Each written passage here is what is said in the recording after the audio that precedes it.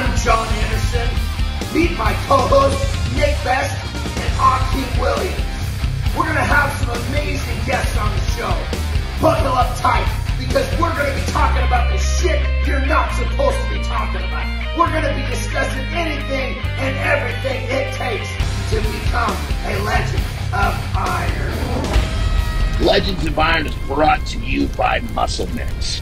Musclements is the creator of Carnivore Pure Beef Protein Isolates. Beef builds muscle, and Carnivore is the world's #1 selling beef protein.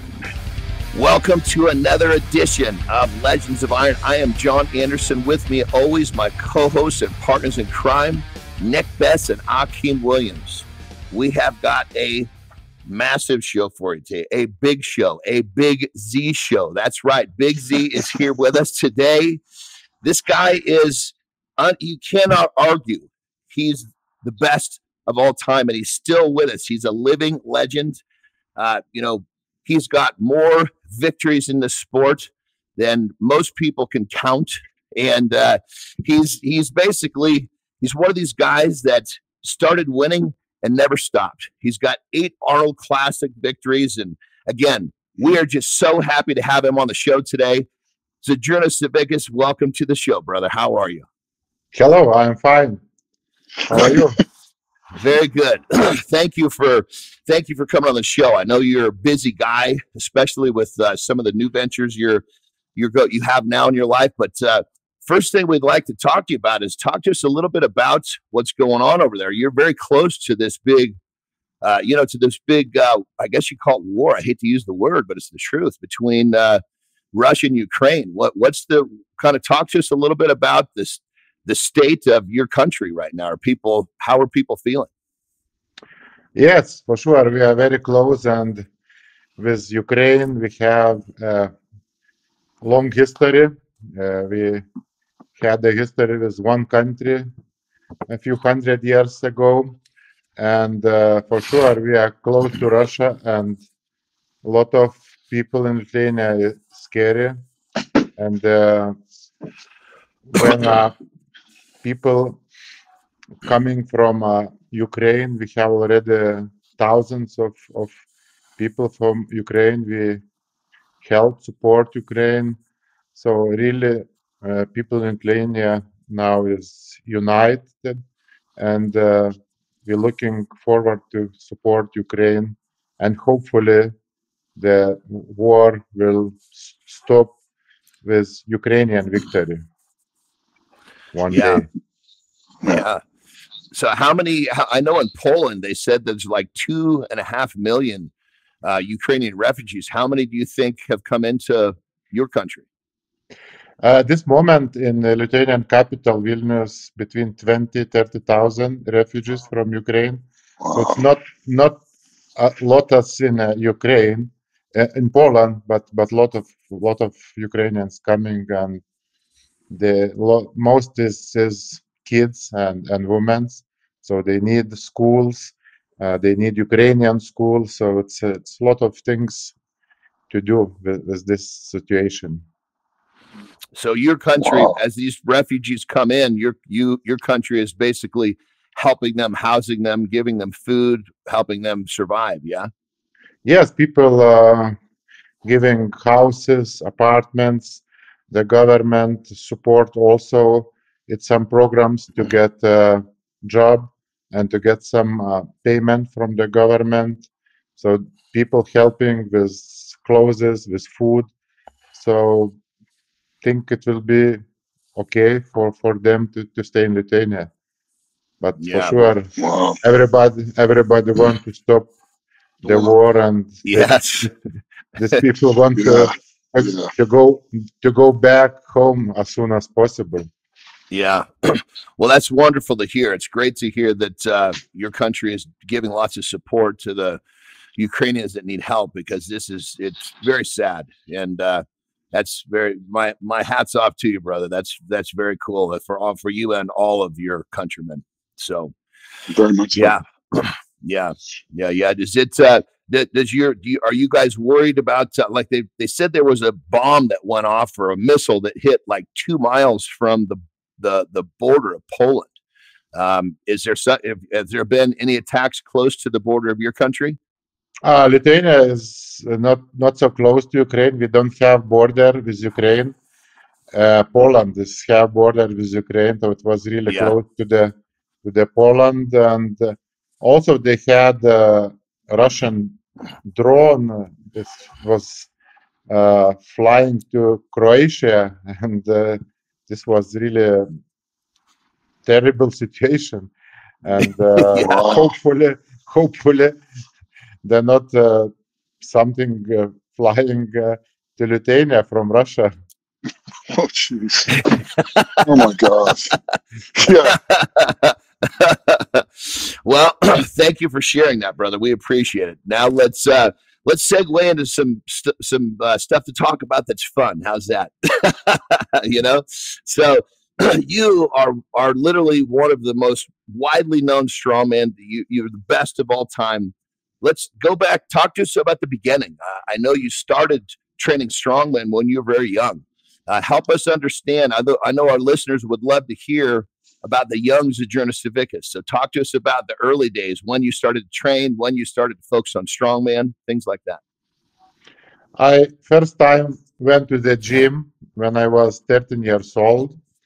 I started training to build some muscles and get stronger. But in that summer, after I trained 2-3 months before the summer, I saw strongman competition in my hometown, and it was really interesting for me. And I said for my coach, I would like to compete next year in strongman competition. But I was very young, and it was only the open class, no junior. Oh, really? Like that. so you were 13. You were 13 competing in the open class. Is that right? I not competed that time, but I was. I said for myself that I want to compete next year, and after 2 years, when I was 16 years old, I competed. Yeah, 16 years old. It was my first contest. And the most interesting thing that all athletes was like 25, 30, 35 years. I was like a kid. My body weight. You were a kid at 16. Yeah. Oh my gosh. That's awesome. And I have a big stress before that competition because it was my first competition, and I almost not sleep like 30 days. Wow. Nervous. And my goal was for first competition to win that competition. Wow. Not just try strongman, not climb podium, but only one place was good for me is first place.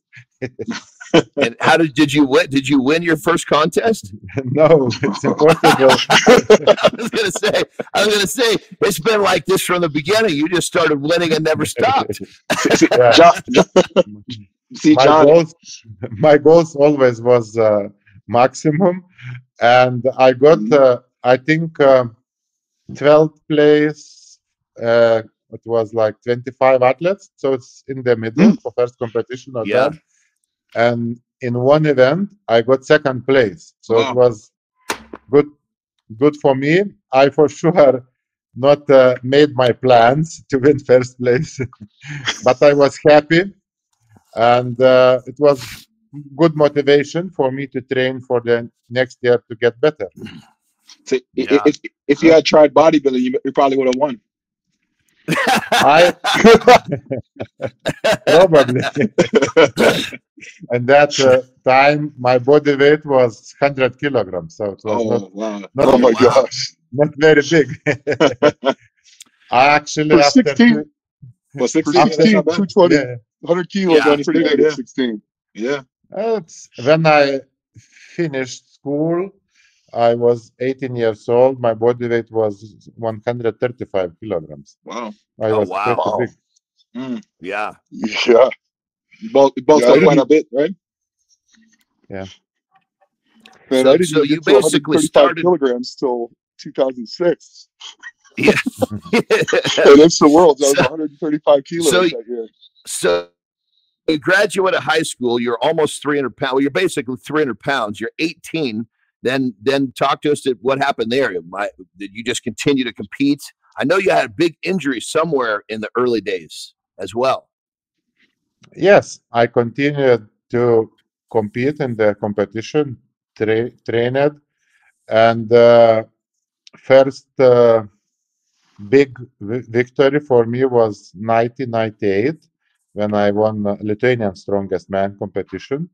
Same time I competed powerlifting and strongman for 10 years. Most summertime is strongman competition, and winter time is more concentrate on powerlifting. This way was good for me to build strength and also prepare for strongman competition in summertime. And when I won Lithuanian Strongest Man 1998, I got a ticket to the World Strongest Man 1998.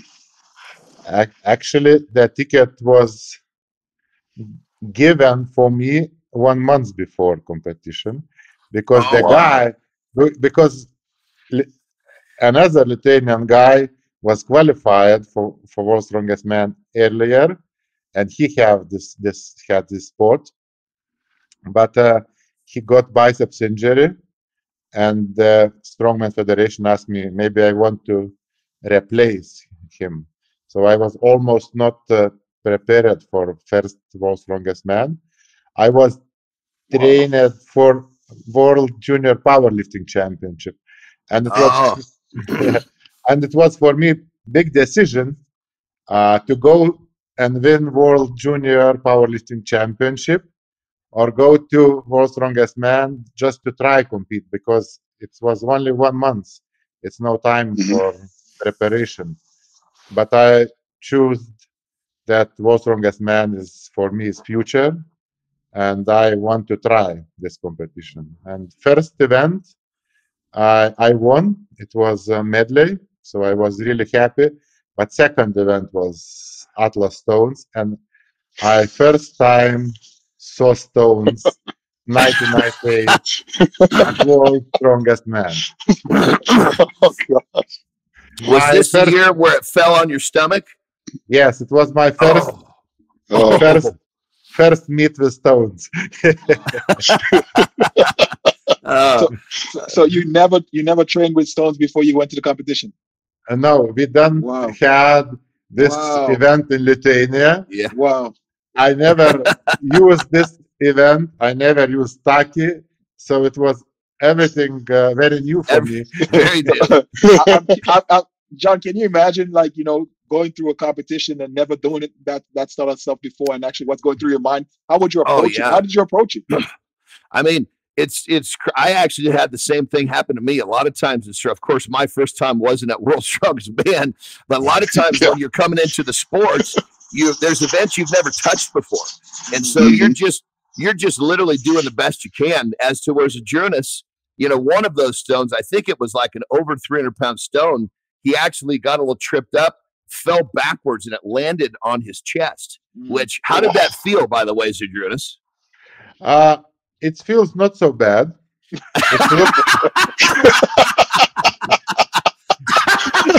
Not so bad. That's good. The view from the side was worse than the all weight of the stone was mostly on my quad, so not chest, not stomach, and also on my hip. I was half my body was blue 1 month. Oh wow!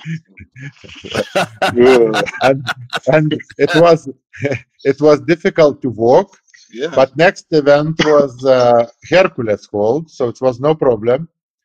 And the last event was tire flip.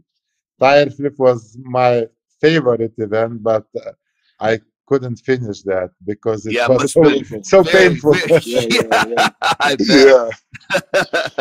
So that and you've only been back about 20 more times. Yeah. So talk to us about, you had, I believe it was a double knee injury. Was it double patella? Was it? You had a double knee injury? Yeah. Talk to us about that, because that's a big injury to come back from. And that was early in your career. I mean, you came back and just ruled the strongman world for a long time after this big injury. So talk to us about that. Yeah. Also, I will talk a little bit previously what was happened before that injury. Yes, please. My first competition, 1998, in World's Strongest Man, was not successful. And then I was really trained and preparing for 1999, but nobody invited me for this World's Strongest Man. And the next time I got invitation 2000, and I competed, but in my group was Phil Pfister, Mariusz Pudzianowski, and myself. And I lost competition again in the stones because it was raining. Everybody lifted before me. It was no rain, and when I started, it was raining. Oh, wow! I still don't train at stones 2000 years, so and I lost. But then I prepared for 2001, World's Strongest Man. I got invitation. I was really good shape. And last competition was in Faroe Island, 2 months before World's Strongest Man. And I was leading in competition against World's Strongest Man, Janne Virtanen. And in one of the last events in Conan Circle, I slipped and I injured both patellas. So it was really bad injury and very bad time, just 2 months before World's Strongest Man, where I was ready to win. I was really strong that time. I was leading against Janne Virtanen, so I was really waiting this World's Strongest Man, but I was lying on the floor and thought that it's my career finished. But I got surgery in Faroe Island, and I got back after 1 year in Malaysia, 2002, and I won second place. So it was, I lost some years for this injury, but after that injury, I got same shape like 2 years later. After 2 years. So it takes a while to recover from that. It's gonna be a way. Okay. Because JF just injured both of his. So it's probably going to be a couple of years before we see him. First competition for me was 9 months after. I won Lithuanian Powerlifting Championship, but my total was 200 kilograms less than I had. So to get back fully for me, I say it was 3 years. 3 years when I forgot everything, and for sure this time is a lot of things to get faster recovery. But when I was running with yoke or farmers, I feel like my knees is not stable. So it was really, I can't compete like 100%. So I always was thinking, no injury, no injury. Yeah.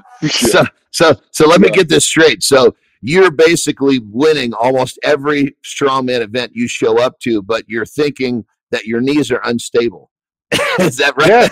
Yeah. So all the years when you completely dominated, you were not 100%. Most people don't know that. I won first Arnold Classic 2003. It was 17 months after injury, so it was not really. Wow. Really okay. Wow. How old were you when you had the injury? It was 26 years. Wow. Okay. So you actually it took a full 2 full years to get recovered, but you were still winning during the recovery period. So once you got to 100%, that's when you just at that point you're able to compete and not worry about the injury. And that's when you really started to get, I mean, you had a period of domination where nobody could touch you. You're so much better than everybody else. Did that come once you felt like you were totally healed from your injury? Yeah, I feel totally healed from 2004, and 2005 was one of the best year. I won all 17 competition where I competed. So all competitions. That's crazy. That's insane. That's insane. It's including IFTA World Championship, Europe Championship, Arnold Classic, and Super Series, and many different competitions. I'm curious as to your motivation back then after coming back from the injury. What motivated you to push harder and try to be the best again? Because most people get an injury and sometimes they give up. Especially if something like career threatening like that. Few days after surgery, I say I lost motivation because I was not sure that I can get back. Yeah. And only one dream was just to do strongman, and if it will be okay, just continue career. But I don't have that time goal to be the world's strongest man. But in first competition, I won 6th place. And the second, I won 3rd place. And then I start to believe that I can win again. So then I get good motivation to show that I was really strong to win 2001. I was ready to win, and I need to back and show that I am strong. So, and when I won first Arnold Classic, every competition after that, my goal was first place, and even it's small competition or it's world's strongest man, for me always was very important to win first place. So your goal was just basically winning. Yes. Motivation was winning. Yeah, I have a question. So, like at Masters this year, when you won that, I was talking to you, and you had got good points in the events leading in, and then like 2nd place in the log because Dimitar just hit it out of the water. You said you had a plan. So what was your plan going into that? Because I'm assuming everything you do is set up very regimented and you really plan things out. I don't think people realize just how unbelievably smart you are as well. So what was your thought process and what was the plan going into Masters and some of these other competitions on how you would attack it and find your way to get the maximum amount of points to win? Great question. Yeah. I always was thinking before competition in which event I need to win, in which event I need to get in top 3, and if I have some bad event for me, what at least lowest place I can get to not lose the points for the victory. And sometimes I save a little bit energy for the another events. Also, I always look and think what my colleagues will lift, even if I go first. And I think, okay, this guy can lift 8 reps, so I need to lift 9 reps, and I will be sure that I will win. And mostly I was right, so maybe I'd say I lost only one time, and fortissimus, when Derek Poundstone lift 4th stone, my plan was to lift 3 stones fastest time, And I was sure that Derek will not lift 3 stones as fast as me. And he lifted that 4th stone. He was not so fast in 3 stones, but he lifted this 4th. So it was one time when I make mistake. For me, competition. Your ability to evaluate the competition like that and actually hit it on, that's not an ability a lot of guys have. That's pretty amazing because, yeah, you're actually probably one of the best at that. It's kind of amazing. It's neat to see your approach like that. He a lot of strategy. It was more of a statement than a question. Yeah. Sorry. Yeah. No, I mean, that's exactly. Žydrūnas, when he was, I mean, he'd competed so much, he was winning so much, he understood what other people could do, and he just went out there and did one more. It was just a simple formula for a guy that was so dominant. You know, it was you know, it was crazy because I remember exactly what he's talking about, where any overhead event, everybody else would be on their 2nd, maybe their 3rd attempt, and he'd be coming in with his 1st, and he would win on his 2nd attempt and not have to waste the energy with the 3rd attempt. You know, it was just, it was simple math, you know. I can remember also the Arnold Classic, first Arnold Classic. My plan was to win 2003 Arnold Classic, and I look on the results, 2002, and Apollo next result was 3 reps. So I made goal in training to lift 4 reps, and I saw that 4 reps will be enough to win. And I was right. I won with 4 reps. And for the next year, I make plan to lift 5 reps. And I lifted 5 reps. And for the next year, I lift 6 reps. And for the year later, the plan was 7, but I was feel really great, and I lifted 8 reps. I remember that. I remember you were, because you were the only man in history to put that many reps on it, and then you end up, you know, doing one more than the year before, plus a bonus rep, and the place just exploded. It was so exciting. You know what's funny? I think I was actually in the audience for that competition. Yeah, I mean, if you were anywhere in that Arnold Expo, it sounded like a bomb went off. Everybody just freaked out. You know, it was so exciting. You know, speaking of the Arnolds, those are always the heaviest competition. which of the Arnolds was the hardest on you in terms of some of that stuff was so heavy?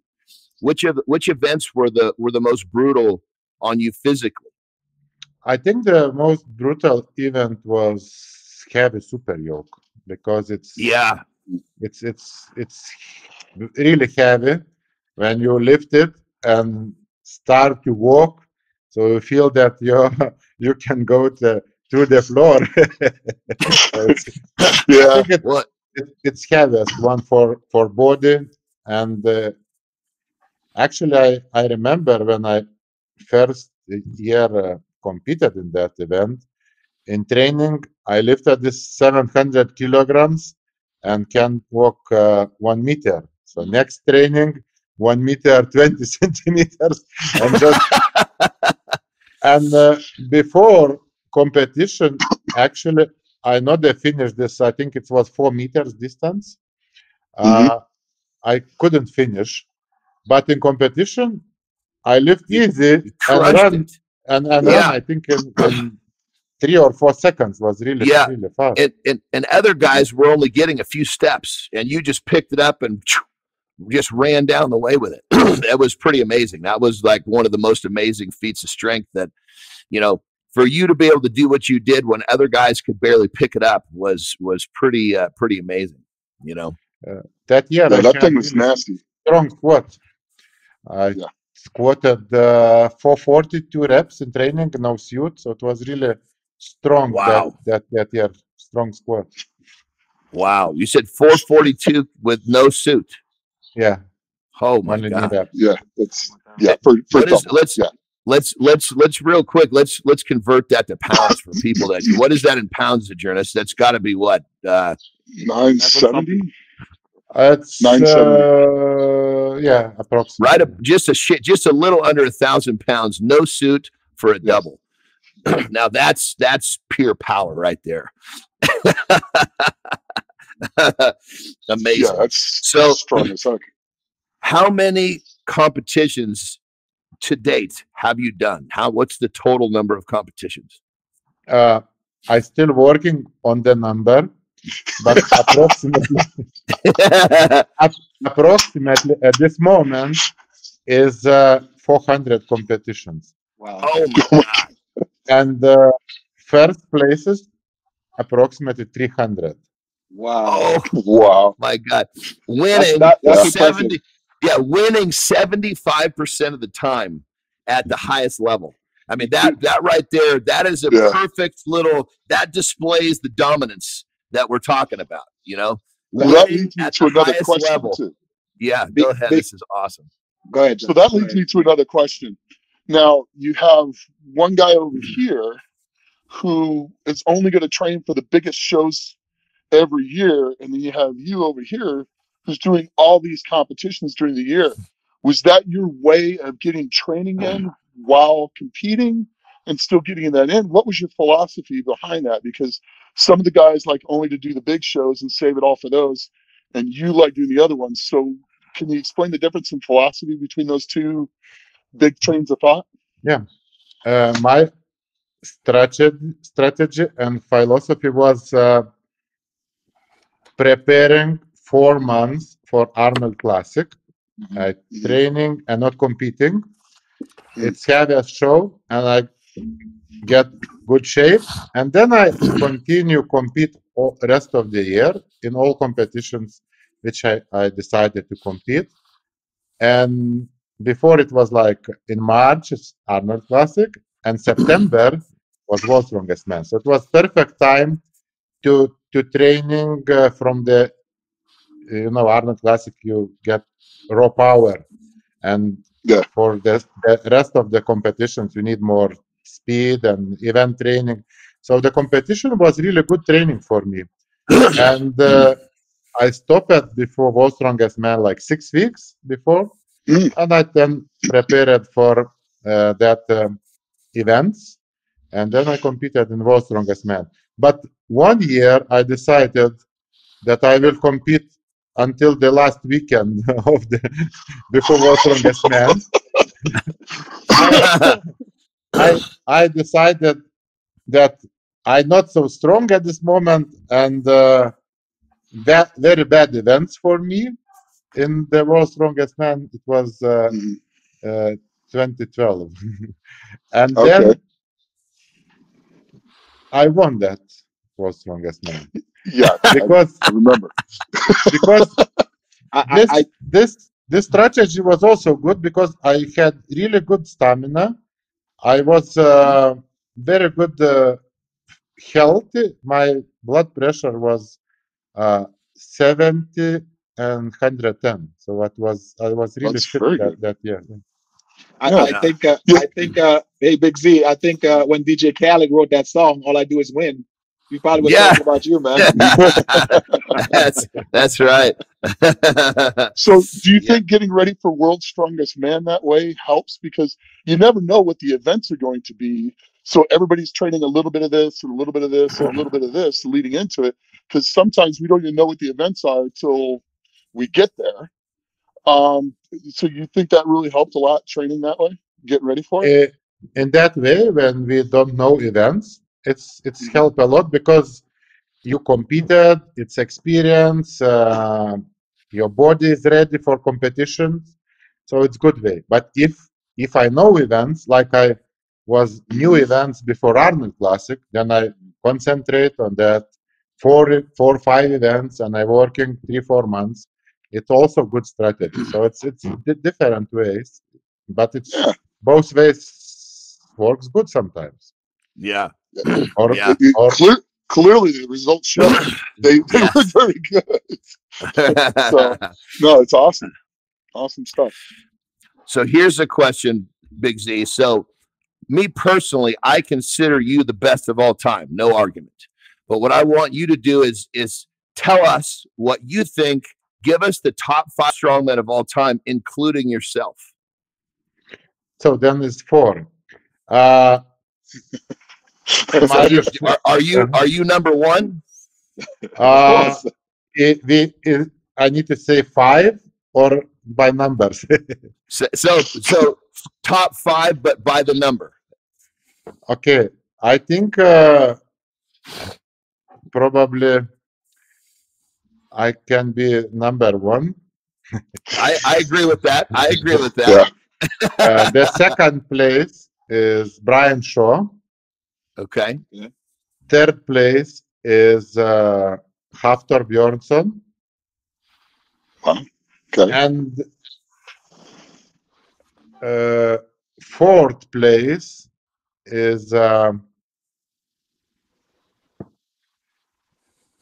Eddie Hall. If we look the not competition numbers which he won, but about French. Yeah. Right. And then the fifth is I think it's still open sport, but Martin Litzis is coming to this sport. And this is so that's is that what you say of all time, like all years, or is that more current? It's more which I competed against. Okay, so that's perfect. Okay, I like it. If it's I not included Bill Kazmaier and perfect all the guys, because now let's do all time. So let's go all years. Perfect. I love it. This is fun stuff. Okay. Well, that was actually really good. So, then there'll be I agree. Myself, Brian Shaw, Bill Kazmaier, Eddie Hall, and Hafthor Bjornsson. So Kazmaier joins the party. Interesting. Yeah. Nice. Yeah. Yeah, he was really dominant at that period. Like myself also, it was like, when you compete in log lift, and second place lift 170 kilograms, and I lift 210. So it was like 30-40 kilograms between first and second place. I feel really comfortable. Oh, brother, I remember that. I think it was we were in Amsterdam. It was a Grand Prix, and you were there, and the rest of us were joking about who's going to get second place in the log, and I ended up getting second place in the log, and you came in and did your first lift after I was out. So I did my third, got second place. You came in, did your first, which was really warm up, so then you could break a world record again. You remember that? It was it was somewhere. It was it Holland? It was a Holland. Yeah, it was Holland. And I think it was very first event was like track pull, I think. Yes, and it was exactly. My legs was pumped and was really hard to lift. My first attempt 170, but later I lifted the world record because after 30 minutes after track pull, my legs was recovered and I was ready for record. But first attempt was very, very heavy for me. Yeah, that's a perfect example. I mean, everybody else is when you're at the contest, nobody even thinks about winning. Everybody thinks, oh, who's going to get second or who's going to get third, because you were so far ahead of everybody else. It was crazy. It was like a whole different competition he was in. It was like we were kind of like it's almost like a Major League Baseball. We were all like AAA, and he was a big leaguer that got sent down to whip our asses for the day. It's funny you said that. It's kind of like back in the days when guys competed with Ronnie Coleman. They would all show up and like, okay, who's taking second? Yeah. It's very true, because he had the same type of dominance that Big Z had. Yeah. That's a good question, Big Z. How many years, what was the span where you were just completely dominant? I know it was close to a decade. Was it a whole decade that you were just so on top? A little bit longer. I say my first big victory was 2003 Arnold Classic. Yeah. And the last big victory was 2017. Wow. It is a World GP final, Giants Live. So it was last really big show. So it was 14 years. 14 years. Holy shit. My apologies for not giving you enough credit, brother. I just know you dominated a whole long time, you know. So that's really, really amazing. So what advice would you give to a young strongman who wants to follow in your footsteps? What advice would you give to you know, someone say who's 18 like you were young? What advice would you give to that young man? Always make big goals.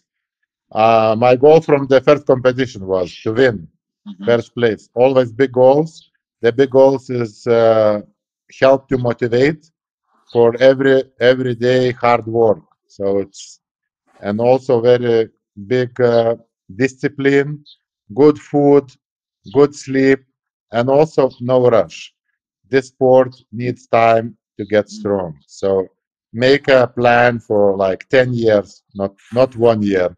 But Yeah. Yeah, no kidding. lot of young guys try to get strong in very fast time and then get injuries. So it's don't make that mistake. So train every year, get a little bit stronger than previous year, and will be a solid base to be strong for decades. Yeah. That's Yeah. awesome. Yeah. Okay. Great advice. Question: what is your philosophy on setting world records? Because it seemed like for at least 5 years straight, or even longer, you broke a world record every time you did the log. So, or pretty much any overhead event for that matter. So what's your philosophy about breaking records? Is it just keep breaking the record every time you go? Or is it, I mean, so you didn't just put it out there when you clearly had the ability to. Can you please explain that? The funniest and the sad thing that I never prepared for any world record in my life. Oh my God. You know, my best years, it was no money for records. It was no special events to make the world records. Yeah. And it was just happened. I just went to competition, competed. I feel great that day, and I said, "Oh, I will try today to lift a new world record." So it was nothing special. That's freaking awesome. That's just actually, it just came natural. 2015, I got injury in my neck in Arnold Classic, and I was decided that after Arnold Classic 2015, I will start preparing for 3 months for World Log Lift Record. And it not happened because I got injured. So I have only one time to plan to make really, really big result, but it not happened. I never tried log lift when I was best shape, because best shape I always was at Arnold Classic. Gotcha. Yeah. Yeah. Cool.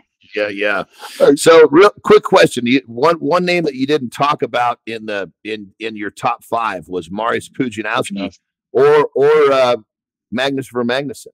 Talk to us a little bit about those two. Magnus Vermagnusson is really strong and is great person, and I competed against him also. I competed few times. First meet with him was 1996 in Lithuania GP. He got 3rd place. I got 5th place.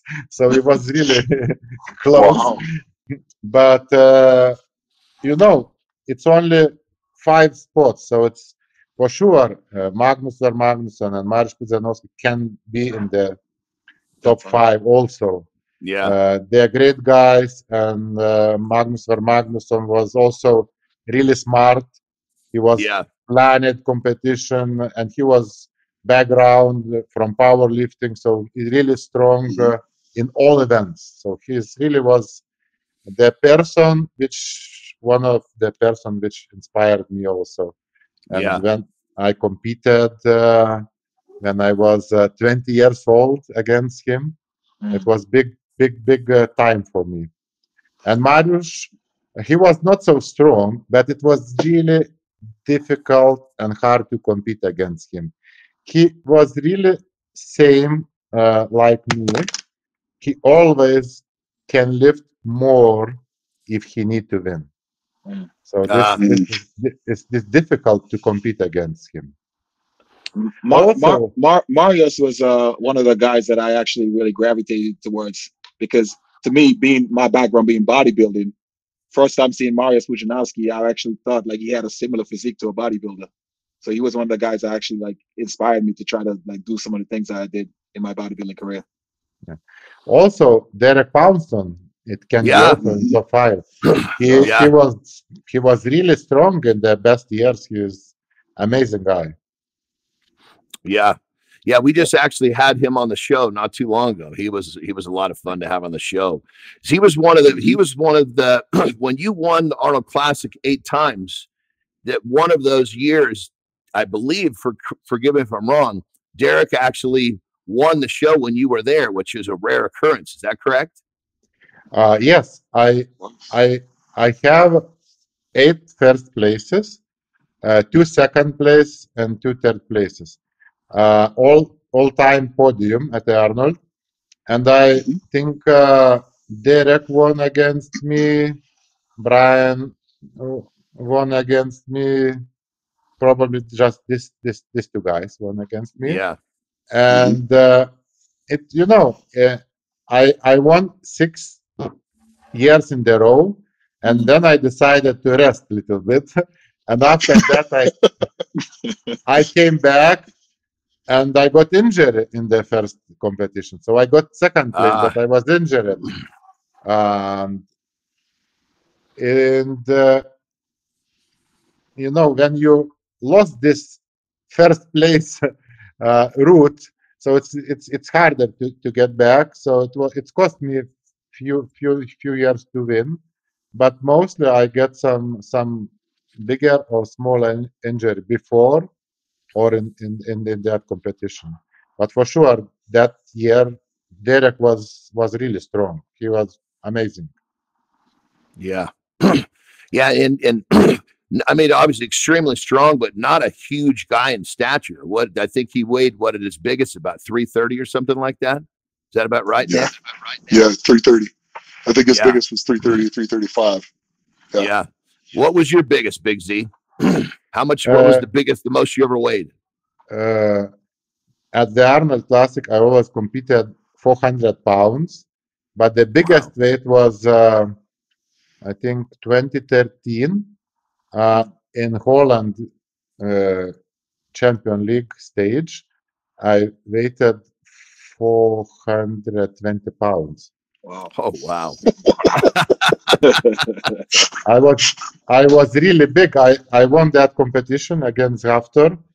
And I think week later was 2013 Europe's Strongest Man, and that before I lost 20 pounds to get a little bit faster, because it was some events for speed, farmer's walk, 80 meters with 25 kilograms, and I lost this 20 pounds, and I think it was my best shape for strongman sport ever. Is 2013 Europe's Strongest Man. I made I think 3 world records and very different events like log lift max, keg, 8 kegs for speed, and I lift really good deadlift, heavy deadlift, and I won farmers yoke was the 80 meters running. So it was, I think, my best shape ever, that competition.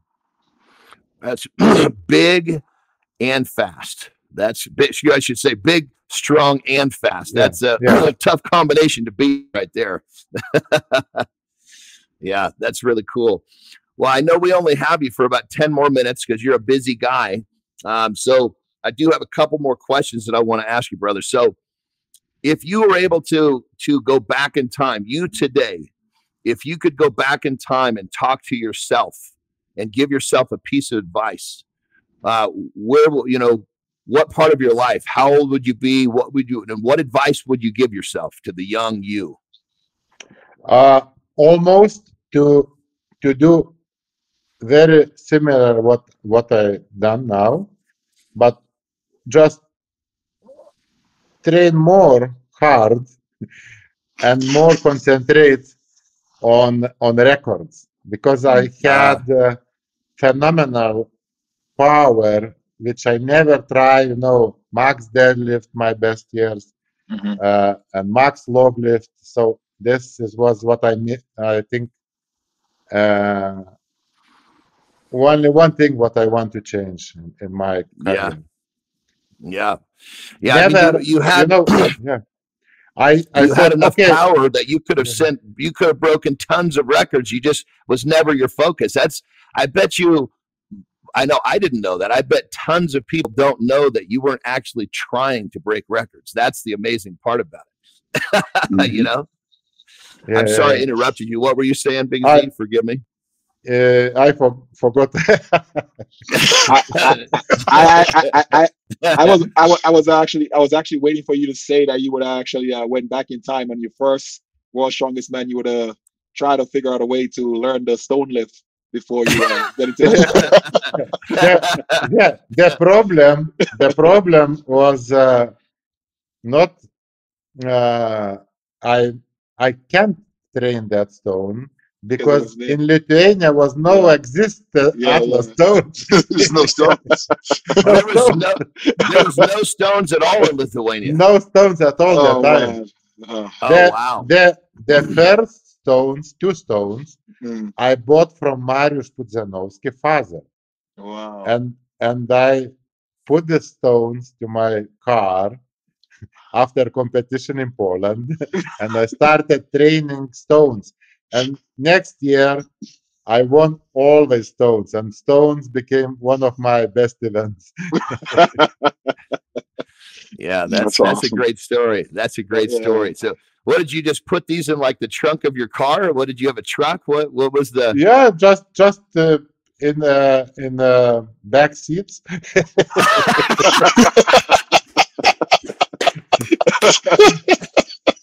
The poor suspension of that car.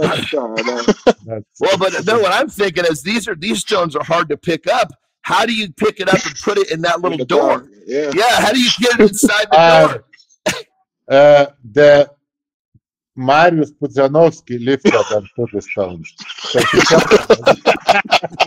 Smart. Yeah, that's right. It says, if I'm going to pay for them, you got to put them in the car. Oh, that's funny. That's great, brother. That's great. So, as I said before, my opinion is you are the best strongman that's ever walked the planet. You're a legend. You're a living legend, and you're still going, which is amazing. At some point, obviously, you, as the physical sense of you, will pass on. What is it that you want to leave behind? What is the legacy of Žydrūnas Savickas?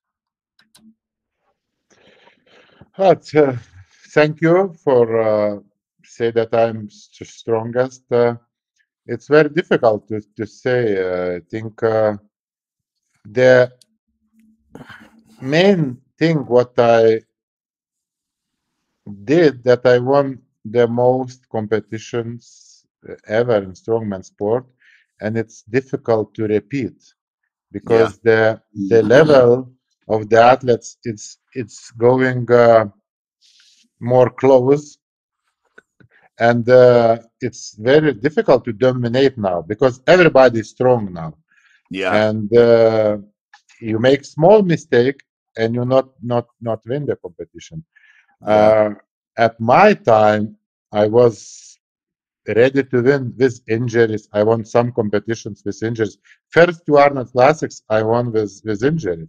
One is calf muscle injury, and one with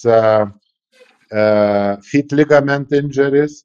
So it was easy to win, even I walk with one foot. But so this I think to win 300 competition, this is biggest thing. Yeah, absolutely. Well, brother, I got to tell you, you know, I've always been a huge fan. I've always admired you. I always was very happy when I got to compete in the same competition with you.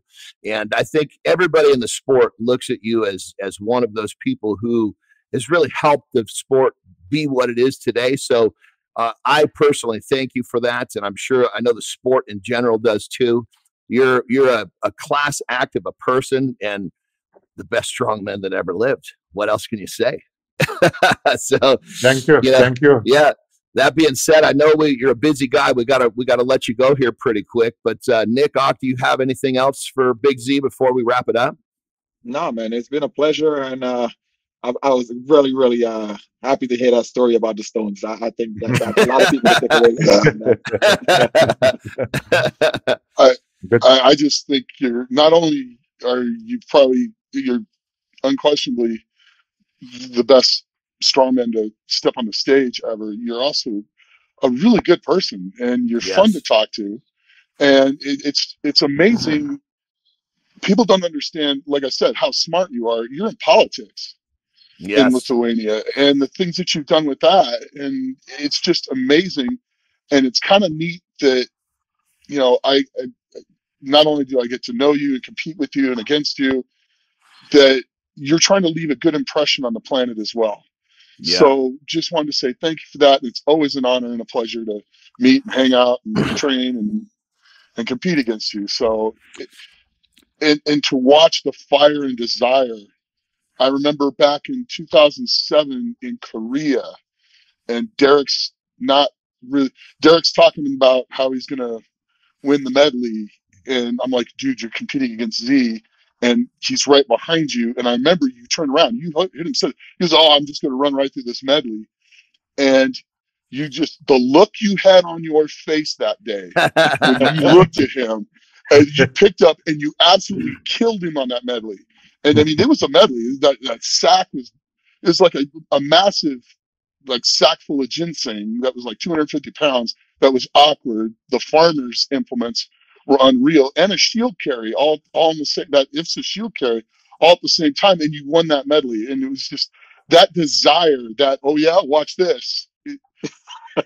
The things that I've seen you do are simply amazing, and I'm just going to leave it at that. And it's always a pleasure, and thank you. I'm going to shut up. Absolutely.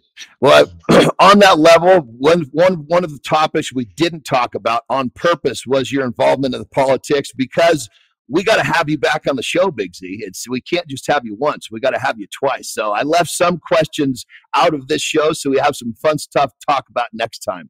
So I hope you take us up on our invitation to come back down the road. Okay, thank you. It was a pleasure to talk with you. And people who want to read more my stories, it's my biography on Amazon, and you can read a lot of things which we not talk today. Yes. Yes. And if there's tell everybody where they can find you. What are you doing right now, so we can get, because obviously you're amazing, and we want people to be able to come and check you out. Yeah, my Facebook and Instagram, Savickas Big Z, you can find easy. And I say, if you're interested to know about my background, about my childhood, through my story, Born Strong, at Amazon. I love it. I love it. Well, there you have it, everyone. There is another edition of Legends of Iron. We had an amazing guest. If this episode doesn't inspire you to be the best version of yourself, I don't know what will. We thank you for listening and watching, everyone. We will see you next time. Bye. Legends of Iron is brought to you by Muscle Mints. Muscle Mints is the creator of Carnivore. Beef builds muscle, and Carnivore is the world's #1 selling beef protein.